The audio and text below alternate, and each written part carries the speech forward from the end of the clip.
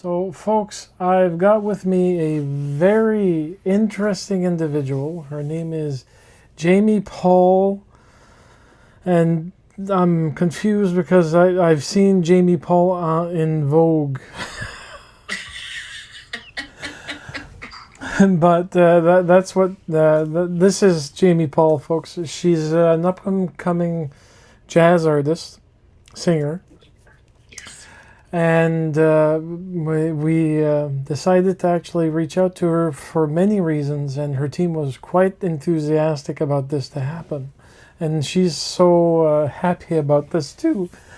Jamie, let me ask you this: when did you start discovering that you had the pipes, the chops, the voice to actually go on and face the jazz community and bring out your shining star? Sure. Well, first of all, thank you so much for having me on your program. I am quite delighted to do this, so thank you very much. Um, well, I started singing when I was 4 in my children's choir at church. And so I developed a love of gospel music pretty early on. And gospel and jazz, gospel is kind of the root of jazz, if you will. And I grew up listening to all kinds of music. My mom was a music teacher while I was in school, and she would have us listen to anything from the band Styx to Frank Sinatra to Walter Murphy to Electric Light Orchestra. I mean, just all kinds of music. And I do remember heavily liking like the Beach Boys, for example, with their really, really tight harmonies, and Frank Sinatra, and Ella Fitzgerald and Billie Holiday. And so I never really thought about being a jazz vocalist until I did move to Nashville, and I was moving to Nashville to pursue a gospel career, actually.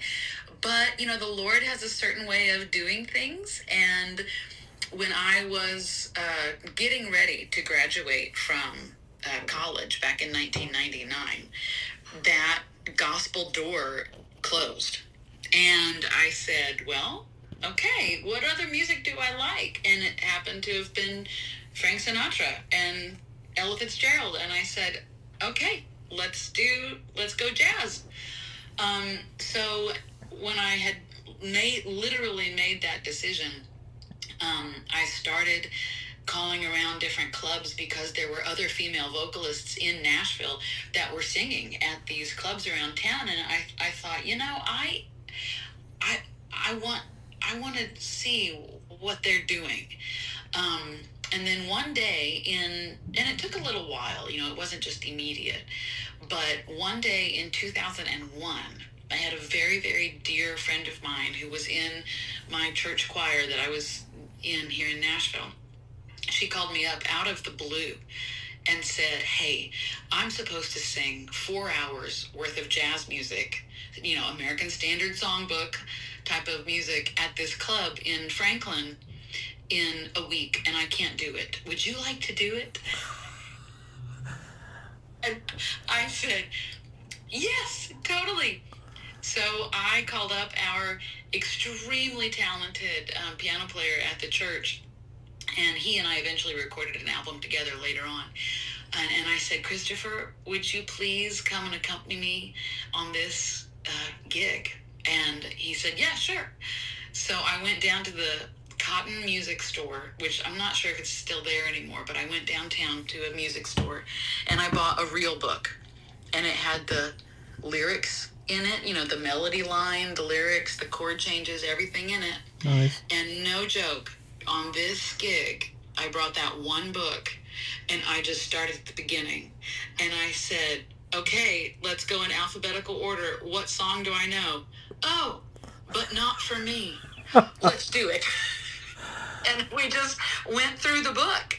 And so, and it was super fun. And I did that gig again. Mm-hmm. And then I realized, okay, I can do this. So that's really the catalyst for starting this journey. Because I know that you recorded after you started your journey. Eventually, things came afoot where you decided to actually um, create recordings, which, for the good grace of Spotify, I actually managed to listen to all of them. And the last one I was listening on the way here was the one. Oh, what's it called? It's not the Richard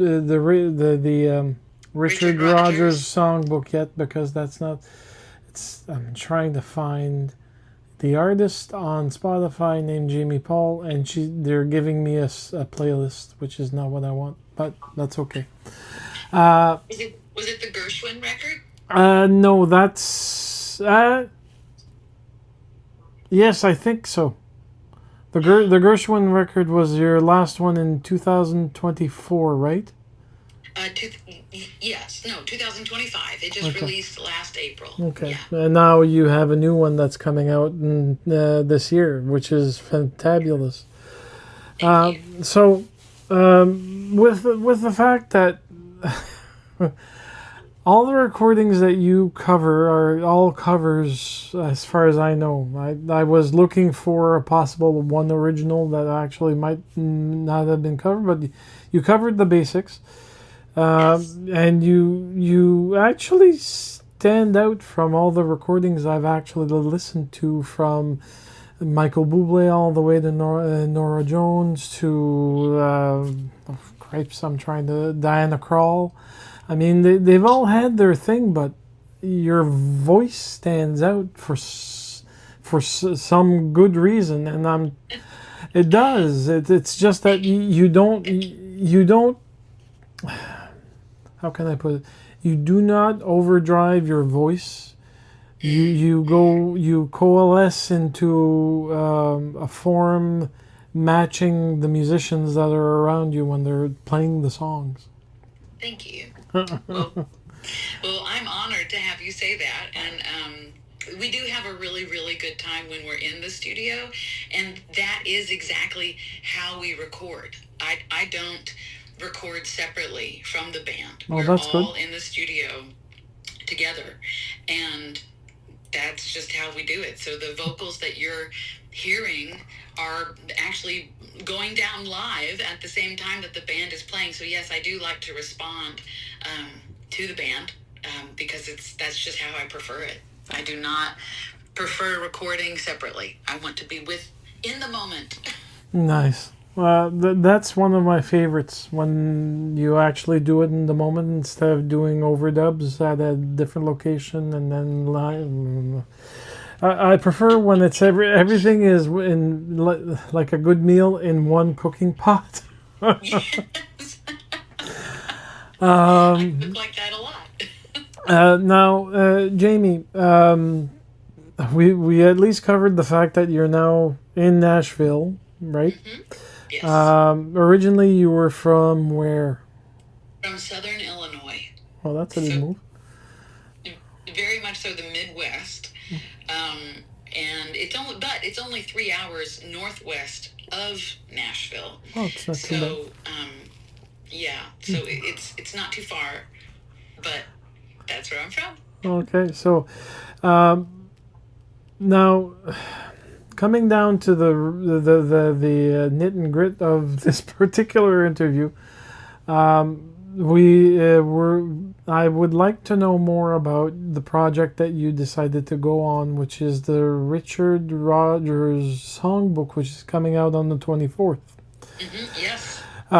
So when did you actually start the project? Interestingly enough, we started the project back in April of 2025. Legitimately, I had finished recording. So it was almost exactly a year ago. My Gershwin songbook album came out on April the 20. I think it was either the 24th or the 25th, and we were in the studio finishing up the Richard Rogers songbook on the release day of the Gershwin record. So it's been in the hopper for a solid year. Okay. But yeah, we just picked a few days in April of 2025 to record this songbook, and it was so fun. It was just, it was so fun. I love it. So who was involved in the project? I'm assuming probably the same people that were doing it for the other songbook that you just finished, right? Yes, yes. So the executive producer, his name is Greg Howard, Mm-hmm. and then the producer is Jack Jesro, and he is an amazing bassist and guitar player. He puts out records of his own also. Okay. And then on piano, it was Pat Coyle, who is just an amazing pianist. He was actually Michael McDonald's music director for several years. Wow. And then on drums is Danny Gottlieb. And Danny Gottlieb played with Pat Metheny for several years. He is amazing. And he's currently on the road with Gary Sinise. He and his wife is a percussionist, and they have been on the road with Gary Sinise for several years now as well. And then the bassist is Jacob Jesro, which is the producer's, it's Jack's son, Jacob, and he's, a very young and amazing upright bass player, and he spends half of his time in Nashville and half of his time in New York doing gigs up there. So it's a lot of talented musicians on the album. I can say, yeah. that's beautiful. Like, to put it succinctly, it's a wonderful color palette for the actual album that you're actually going to be releasing very soon. Yeah. Now, the call for the whole thing for me was the fact that you decided to do some singles, like many artists do, to actually tease us into wanting to know more about the album. And the one thing that I think, if I'm not mistaken, I'm trying to remember what it was. I've got The Lady is a Tramp, but I don't think that's on that album. The Lady is a Tramp is on the Richard Rodgers, and then the first single before that one was Some Enchanted Evening. That's it. Which was well done. I've heard way too many covers on that particular song, but if you've got the magic behind you to actually run and do it, then by all means, you did it well. Thank you. Now, apart from you being a singer, have you done any songwriting or any musical accomplishments? A little. So I did back in 2004. I was recording my very first independent album with a producer, and we did co-write several songs off of that album. Mm-hmm. But I'm good for about 4 lines, and that's it. Well, 4 lines is better than none. Right, exactly. So I'm not much of a songwriter there, but theater-wise, there's a studio here in Nashville called Studio 10, and I've participated in a few of their shows. Not necessarily musical shows, but a few years ago it was called One Night Only, and it was featuring Frank Sinatra. And we had a horn section on stage with a full band, and we did several Frank Sinatra songs, and that was really a treat to be a part of that. So I do love, I love being a part of theatrical works. I don't do very many of them, but I do love being a part of them. That's super fun. So with this album coming out, I'm assuming that sometime between the 24th and possibly a month after, there's going to be a CD release party or some such of nature. Either that, or you're going to do a gig here and there to actually promote the album. Yes. So on April the 18th, I will be down at the Nashville Jazz Workshop, which is a lovely venue here in town. And the players on that album will be there with me that night. And then Green Hill, the label that is behind the album, they will be there videoing that night. So that's kind of a promotional album release party, if you will. But then I also have another show here in Nashville, and we don't play Nashville that often, so it's very strange that I have two shows like right in a row. But it's okay because they're, to use your words, succinctly timed with the album release. So I have another show on May the 2nd at a really cool club. It's called Rudy's Jazz Room, and it's literally like you are stepping into a club in New Orleans, maybe a club in New York. It's a really, really great listening room. It holds about 70 people max. Oh, nice. And that show is going to be on May the 2nd from 5:30 to 7:30. And I'm going to have a really great piano player with me at that show as well. And his name is Mason Embry. Mason and I recorded a CD back in, I think the release date was 2015 or 16, and it was a Johnny Mercer tribute record called Too Marvelous. So he'll be with me on piano that night. So yeah, I have a couple of fun things surrounding the album's release, so I'm excited about it. Nice. Now, for the newest album that's coming out, has anyone, I say the record label, probably you, probably the producer, have you actually decided to do vinyl versions for those that are looking for vinyl? Well, so that's a very good question. So that would be all on my lap as far as getting vinyl is produced. So I have strongly considered it because I do have several people that have said, "Can you please print vinyl?" So we're because hardly anyone.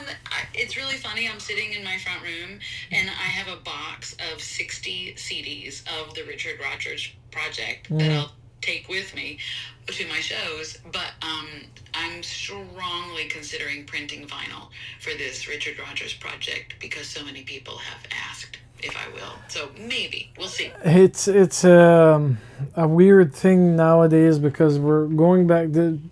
God forbid we haven't gone to 8-track back again, but that's not to be derogatory on the media. It's just that Right. vinyl. I've been doing my radio show the last 30 years under two different names.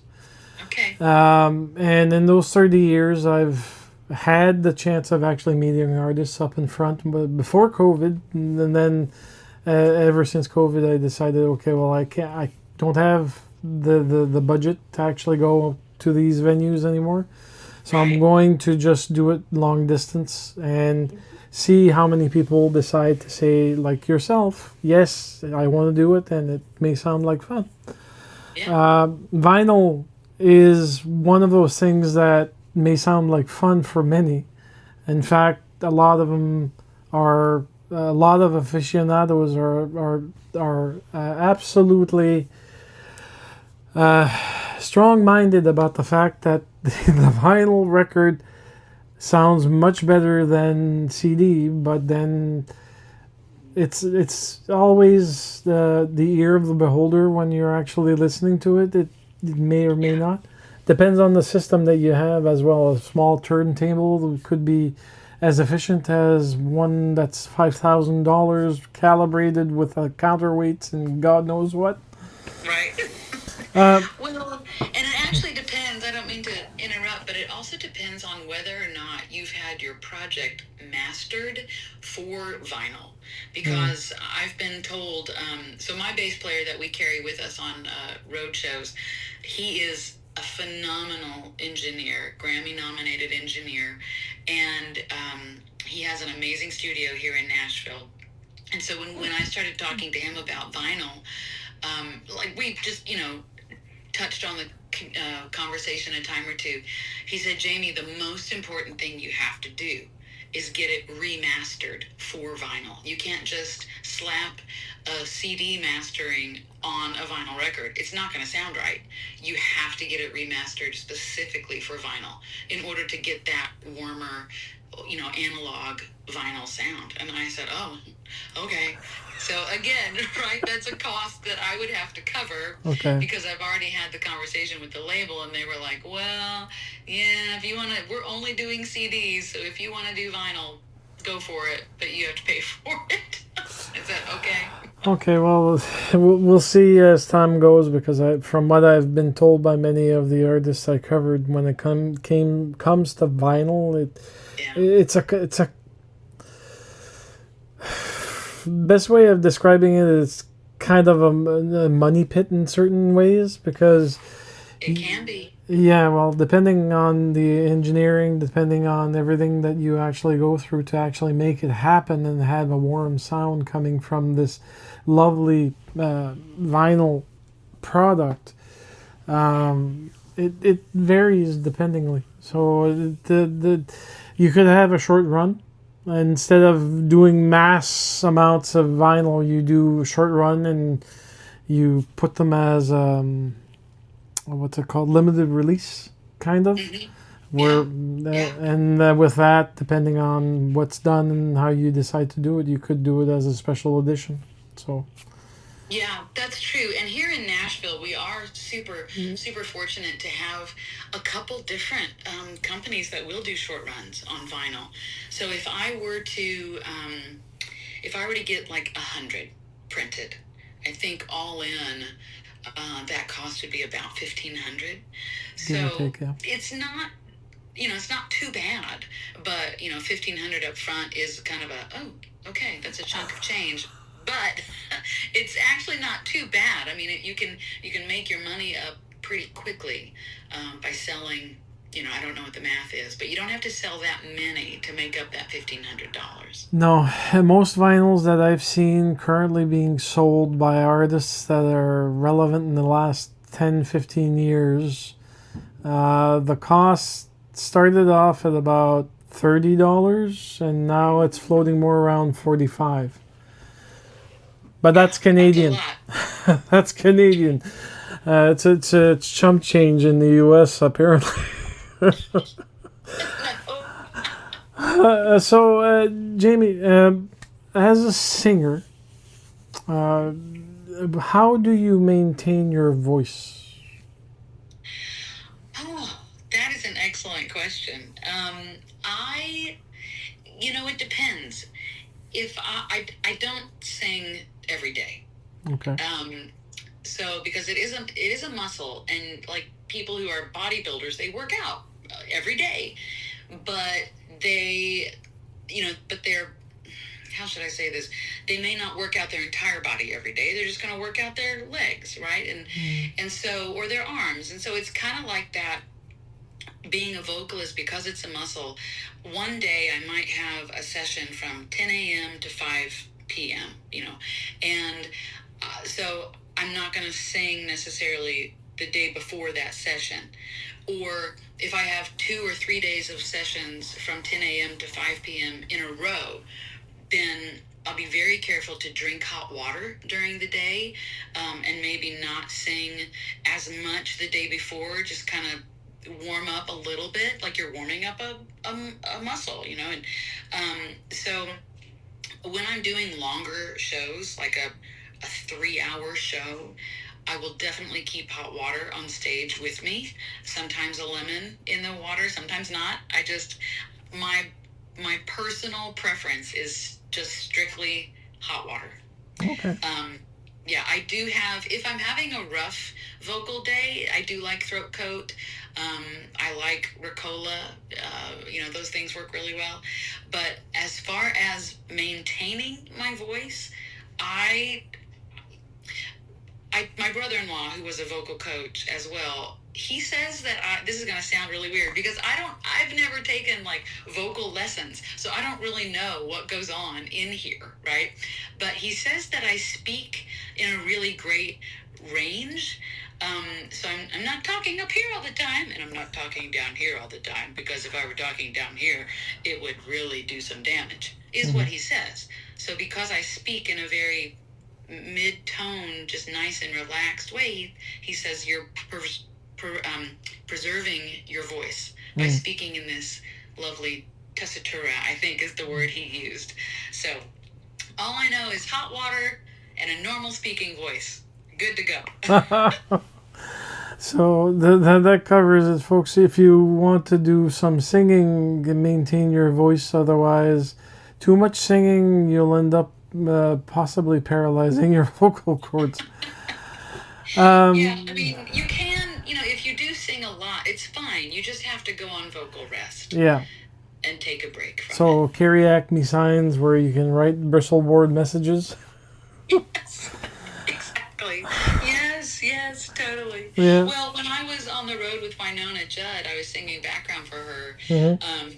She would take vocal rest days, and I remember that we were in a plane, a private plane flying from Wisconsin. That was the start of the Christmas tour, down to Dallas, and we were in this guy's private plane because he wanted us to perform for his wife's birthday party. And on the plane, she had this huge lanyard that said vocal rest. So that meant you can speak to me, I'm not speaking to you. So, and she held to it. She did not open her mouth until note 1 of the concert. Wow. Because I know that the rest is kind of a global thing for many people, and that you're a musician or a singer, you eventually have to kind of just go down into some form of meditation so that you can actually rest. Yeah, you do have to, go to your quiet place and just say, okay, I'm gonna take it easy, or do a load of laundry or whatever, right? But you just have to make that decision of, no, I have to rest. Okay. So with that said, and the base is all covered, and how you became the star that you are now, do you have time for hobbies when you're actually out and about doing all of this? Yeah, I do. It's whether or not I choose to do them. I love crocheting, for example. Nice. And so I always have the best intentions as far as I'm gonna crochet this, I'm gonna crochet that, and I always take it's taken a couple years now for me to work on an overthrow for my sister, and I always take my bag with me as we're traveling in the car, and I always say I need to crochet, but then I just get too caught up in looking out the window, and and then I don't do it.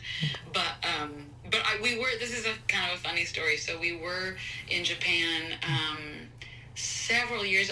We go to Japan somewhat frequently, and one year I had decided to make scarves for our host that brought us over, and I was frantically, I hadn't gotten it done before we went, and so I was in the backstage area, like in my fancy dress, and we had eaten dinner, the band was all there, we were getting ready to go on stage, and I was just crocheting like a mad woman trying to get this scarf done for our host. And then I think another year, this was just recently, a couple of years ago, I had forgotten, because the Japanese are huge on gifts.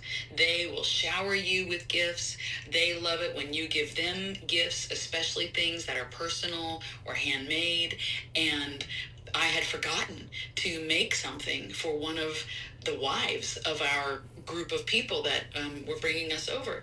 And so I was, same story, just frantically in the car, anywhere we would travel, I'd be crocheting like a mad woman trying to get this little cowl neck scarf done. And thankfully I got it done. But, so that's one thing I do love to do. However, another hobby that I also love to do is cook. So whenever we're home, I do really enjoy being in the kitchen and making a good meal. So okay.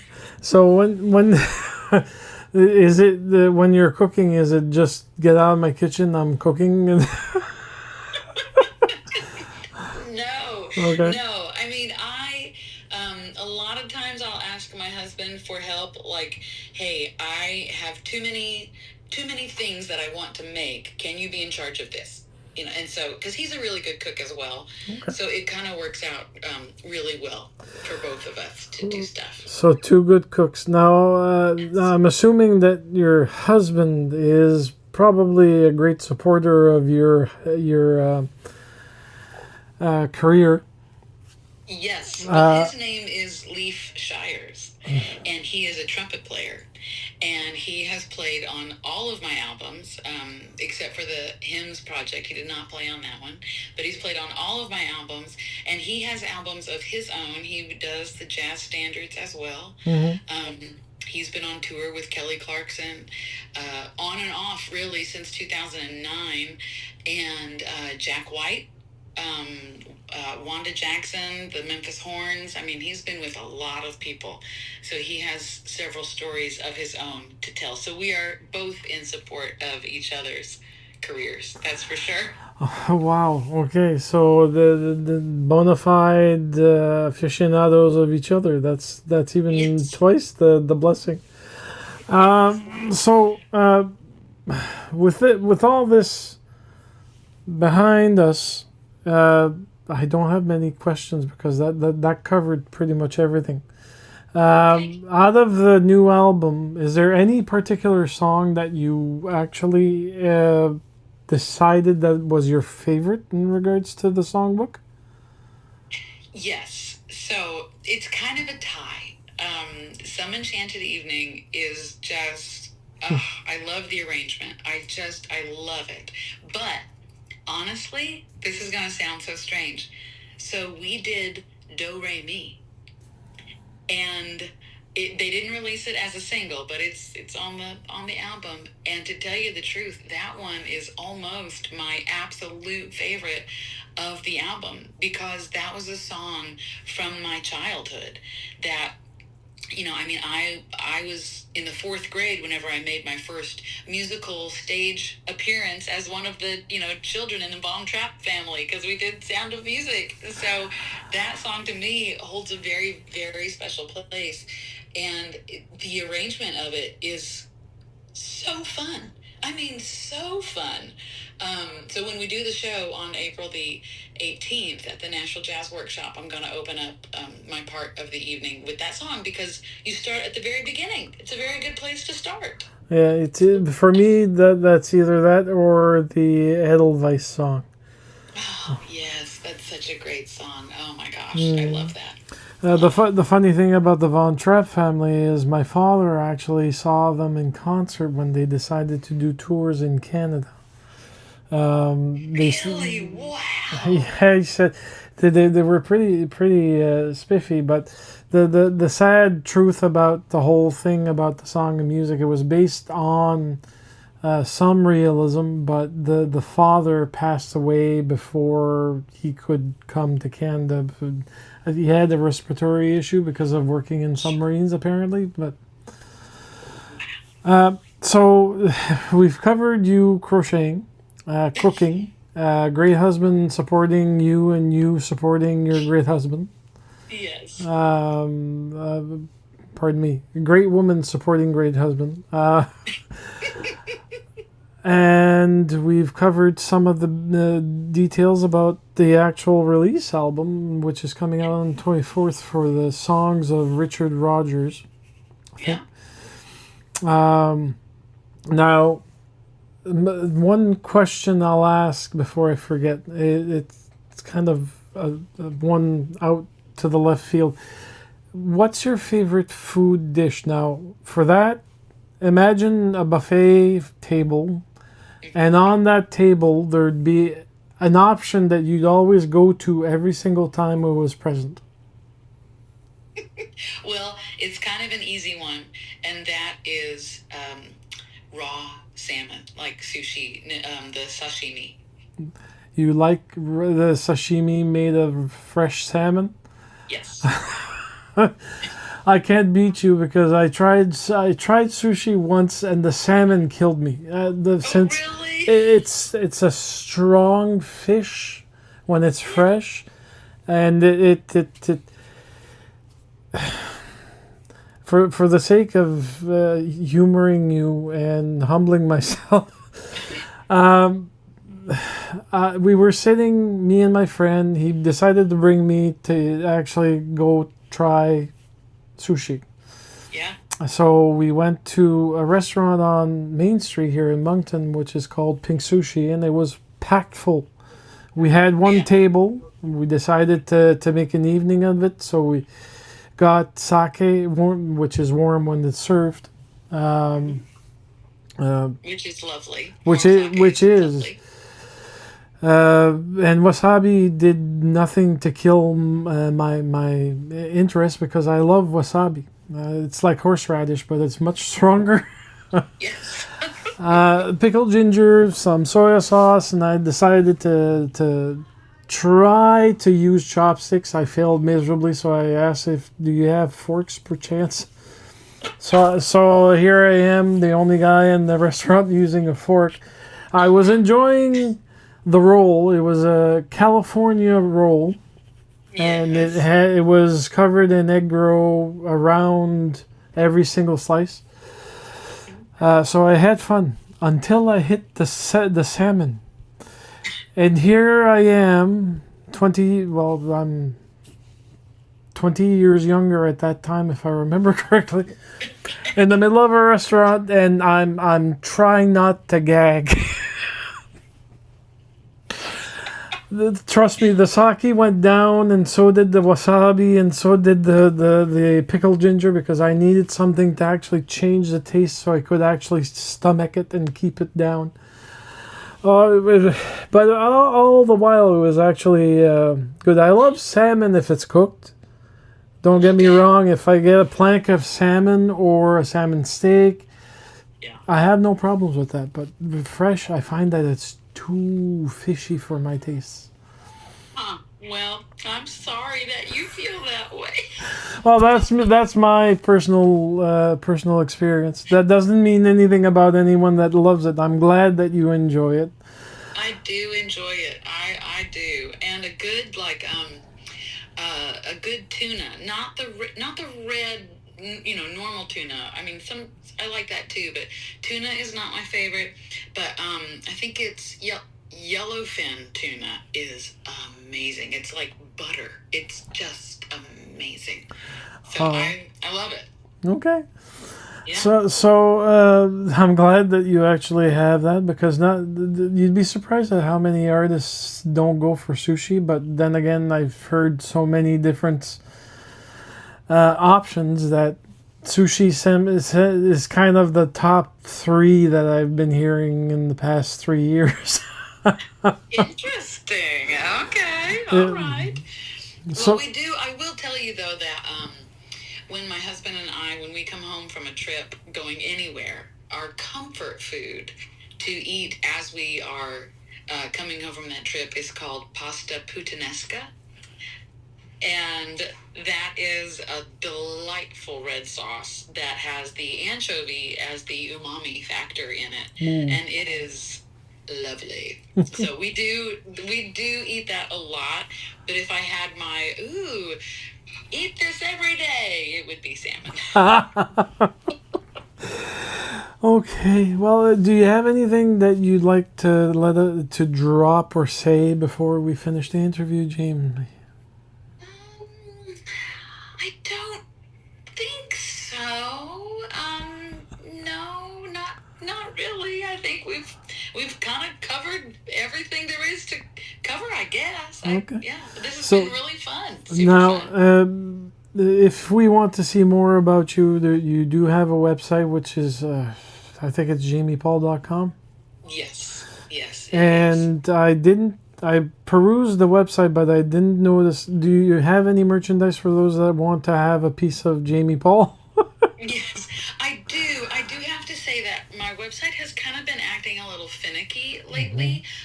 So it's driving, my husband does it. He creates the website, but it's driving him nuts. But we should, in theory, we should have merchandise available on the website. Okay. So I can say that we should, but I don't know if it's on there all the time because it acts so finicky. It's really frustrating. One day it's there, one day it's gone. So- Exactly. It's the strangest thing. It's the strangest thing. So. Okay, so folks, show your love and support for Jamee Paul. If you're in the Nashville area, she will be doing 2 gigs in the environs, and then she's gonna be going on possible tour with the album. And I know the Japanese are going to be waiting for you again with this new album. Trust me, they love jazz in its multitude forms and formats, and especially the artists. Yes. Okay. Yes.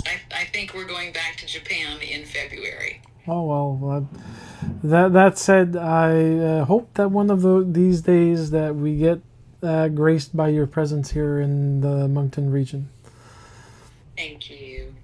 Okay, well, thank you so much for taking the time to do this, Jamie. This was an absolute pleasure. Well, I'll keep my ear to the ground to see what else that you decide to do down the road as it comes. Okay, thank you so much. This is so fun. Thank you. You're welcome. Have a nice evening, by the way. Okay, thank you. You as well. Bye. Okay, bye-bye.